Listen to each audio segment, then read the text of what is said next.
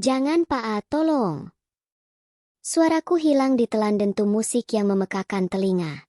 Di dalam kamar sempit berbau alkohol ini, seorang lelaki hidung belang mencengkeram lenganku dengan kasar, memaksaku melayani nafsu bejatnya demi melunasi hutang yang menjebakku.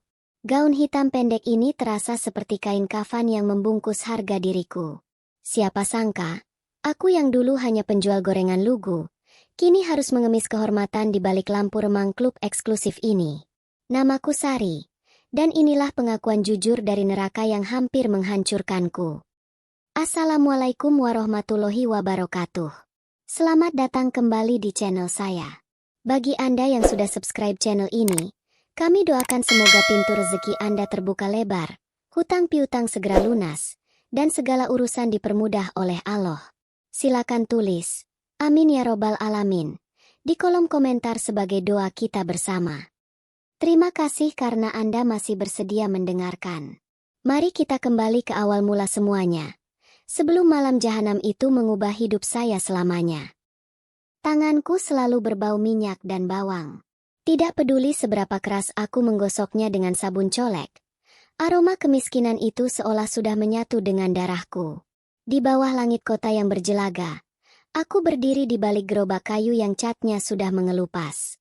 Setiap hari, rutinitasku dimulai sebelum matahari benar-benar bangun. Bunyi sutil yang beradu dengan wajan besar menjadi musik pengiring hidupku. Panas api menyambar kulit wajah, namun rasa perih di perut jauh lebih nyata. Aku adalah Sari, wanita 27 tahun yang dunianya hanya seluas penggorengan. Suara klakson motor yang ribut dan teriakan pedagang asongan adalah udara yang kuhirup. Di pinggiran jalan ini, mimpi adalah barang mewah yang tidak mampu kubeli. Sejak kepergian suamiku 2 tahun lalu, daster katun kusam bermotif bunga yang sudah memudar ini adalah seragam perangnya. Kulit sawo matangku selalu mengkilap karena keringat dan uap minyak yang tak pernah berhenti mengepul. Aku terbiasa menunduk, menghitung kepingan uang receh yang berminyak, sambil berharap esok ada sedikit sisa untuk makan malam yang lebih layak. Siang itu, udara terasa sangat menyesakan. Debu jalanan beterbangan, mengotori tempe yang baru saja kuangkat. Tiba-tiba, sebuah mobil hitam mengkilap berhenti dengan anggun tepat di depan gerobakku. Kaca mobilnya turun perlahan, menyingkap hawa dingin yang sempat menerpa wajahku yang kepanasan.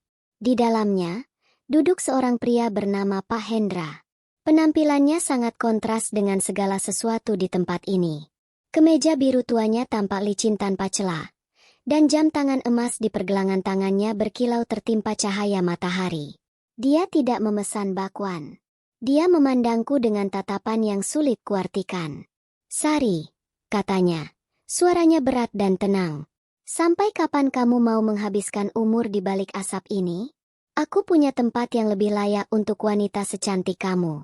Bukan sebagai pelayan, tapi pemandu tamu di sebuah klub eksklusif.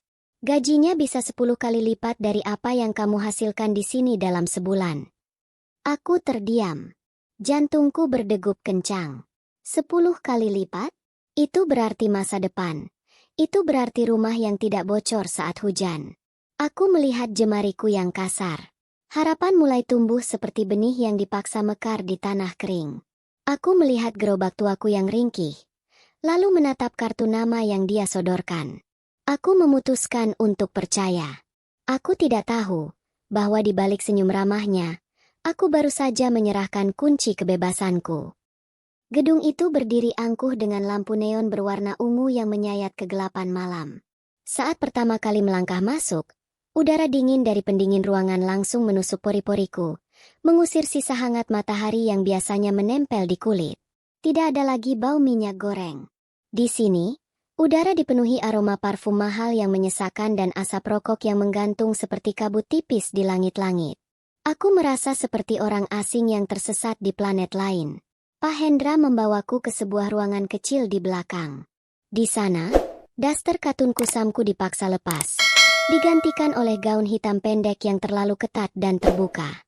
Cermin besar di hadapanku menampilkan sosok wanita yang tidak kukenali. Wajahku dipulas riasan tebal, menyembunyikan lelah yang selama ini kupelihara. Namun, mataku tidak bisa berbohong. Ada ketakutan yang mengintip di sana. Sikap Pak Hendra berubah drastis. Keramahannya di pinggir jalan kemarin menguap begitu saja. Dia melemparkan selembar kertas berisi rincian utang padaku.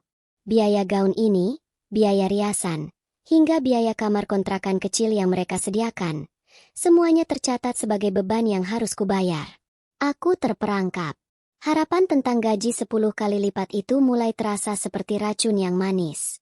Aku bukan tamu di sini. Aku adalah aset yang harus menghasilkan keuntungan. Malam-malam berikutnya adalah siksaan yang panjang. Aku dipaksa duduk di sofa bludru merah yang empuk namun terasa seperti duri. Tugasku bukan sekadar menuang minuman atau berbincang ringan. Tangan-tangan kasar para lelaki hidung belang mulai berani menyentuh kulitku. Sementara tawa mereka terdengar seperti ejekan di telingaku. Setiap kali aku mencoba menghindar, tatapan tajam dari penjaga di sudut ruangan mengingatkanku pada utang yang menumpuk. Aku seringkali bersembunyi di toilet hanya untuk menangis tanpa suara. Menatap pantulan diriku yang kini berbau alkohol dan asap, bukan lagi bawang. Aku ingin pulang ke gerobak gorenganku yang panas. Namun pintu-pintu di tempat ini selalu terkunci rapat oleh aturan yang tidak memihakku. Aku merasa jiwaku perlahan mati, terkubur di bawah dentum musik yang tak pernah berhenti memekakan telinga. Hingga suatu malam, sebuah pintu terbuka dan seorang pria dengan tatapan berbeda melangkah masuk ke dalam duniaku yang gelap ini. Malam itu, hujan turun dengan sangat lebat. Suaranya menghantam atap beton klub seperti ribuan peluru yang jatuh dari langit. Di dalam ruangan pribadi yang temaram ini, aku duduk dengan jemari yang saling bertaut erat hingga buku-bukuku memutih. Jantungku berdegup kencang, takut membayangkan siapa yang akan masuk melewati pintu kayu jati itu. Aku sudah menyiapkan senyum palsu yang paling manis, meski di dalamnya hatiku sedang hancur berkeping-keping. Lalu, Aris melangkah masuk. Dia tidak tampak seperti tamu-tamu lain yang biasanya datang dengan tawa keras dan aroma alkohol yang menyengat. Pria itu mengenakan blazer kasual berwarna abu-abu gelap di atas kaos putih yang bersih. Wajahnya tenang dengan garis rahang yang kuat. Namun tatapannya seolah menyimpan kesedihan yang sama dalamnya denganku. Aku segera berdiri, hendak melakukan tugas rutin yang memuakan, yaitu mendekat dan menawarkan layanan fisik yang selalu diminta oleh mereka. Namun, saat tanganku baru saja hendak menyentuh lengannya, dia mengangkat tangannya pelan. "Tidak perlu," ucapnya lirih. Suaranya tidak mengandung perintah, melainkan sebuah permohonan yang tulus. "Duduklah di sana. Aku hanya ingin seseorang untuk berbicara. Hanya itu, Sari." Aku terpaku di tempatku berdiri. Selama berbulan-bulan di tempat laknat ini, tidak ada satupun pria yang memanggil namaku dengan nada selembut itu atau memperlakukanku sebagai manusia yang memiliki suara. Kami duduk berseberangan di sofa bludru yang kini terasa dingin. Aku mulai bercerita. Awalnya ragu namun kemudian mengalir seperti bendungan yang jebol. Aku ceritakan tentang gerobak gorenganku, tentang bau minyak yang kini kurindukan, dan tentang jebakan utang yang mencekik leherku. Aris mendengarkan tanpa memotong. Matanya menatapku seolah dia benar-benar melihat jiwaku, bukan sekadar tubuh yang bisa disewa. "Ini bukan tempatmu," katanya tiba-tiba dengan nada tegas. Dia berdiri dan mengulurkan tangannya kepadaku. Bukan untuk menyentuhku dengan cara yang kotor, melainkan untuk menarikku keluar dari kegelapan ini. "Ikutlah denganku. Kita bisa lewat pintu belakang dapur." Ketakutan sempat melumpuhkanku, namun saat melihat kilat perlindungan di matanya, aku meraih tangannya dengan erat. Kami berlari melewati lorong-lorong sempit yang pengap, melewati area dapur yang licin dan berbau bumbu sisa makanan yang tajam. Suara teriakan para penjaga yang menyadari pelarianku mulai bergema di balik dinding beton, memburu kami seperti kawanan serigala. Napas kami memburu, bersahutan dengan dentum musik lantai dansa yang perlahan menjauh. Kami menerjang hujan deras yang langsung membasahi gaun tipisku, menuju mobilnya yang terparkir di kegelapan sudut jalan. Jantungku berdegup sangat keras, seolah hendak melompat keluar. Namun untuk pertama kalinya setelah sekian lama, aku merasa memiliki harapan untuk hidup kembali.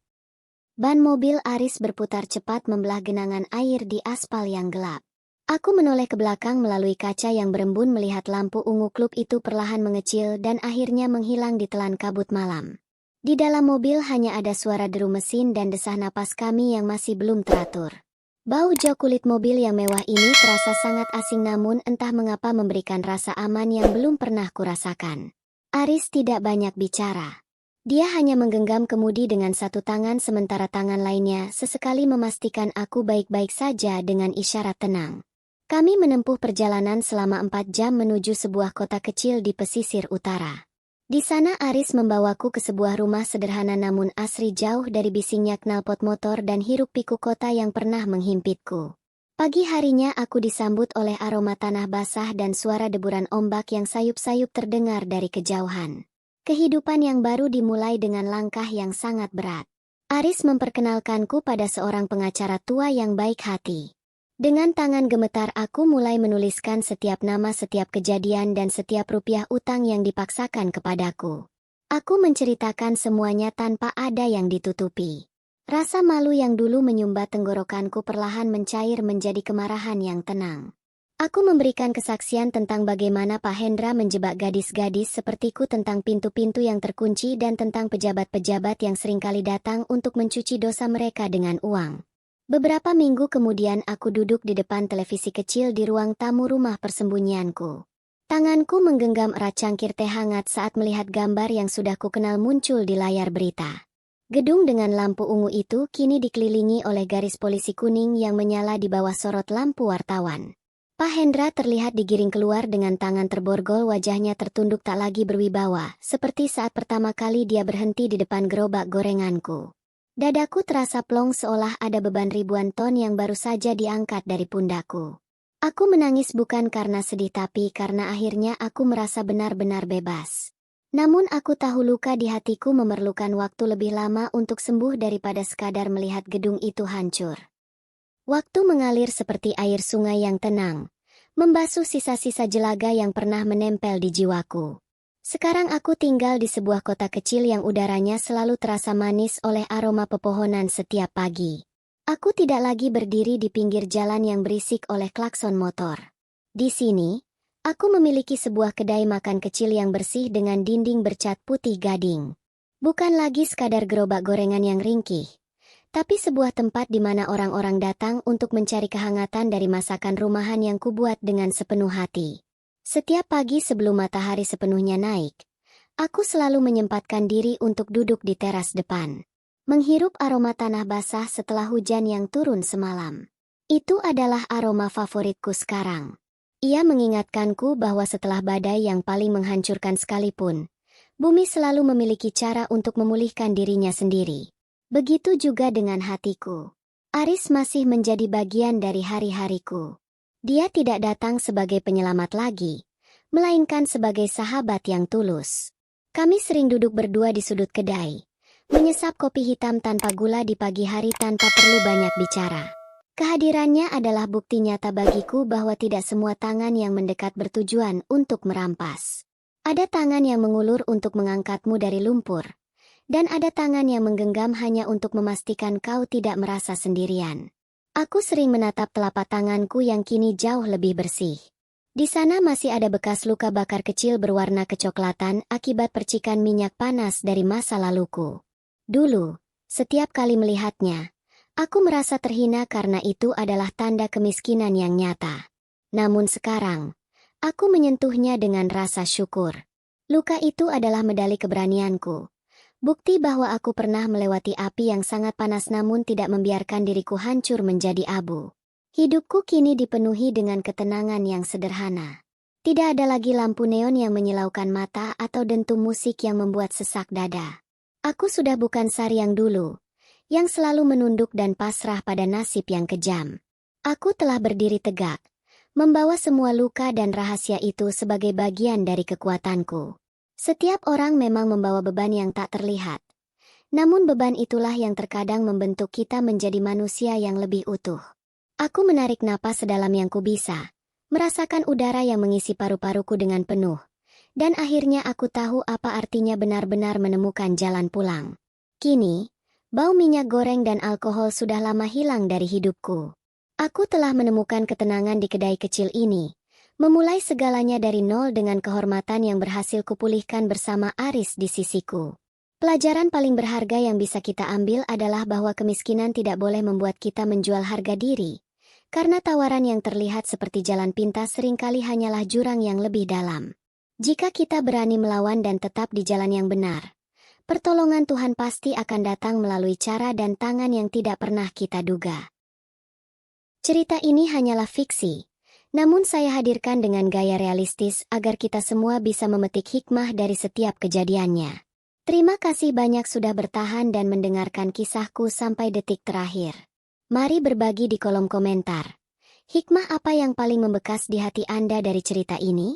Jangan lupa berikan like dan subscribe agar kita bisa terus terhubung di cerita-cerita penuh makna selanjutnya. Sampai jumpa.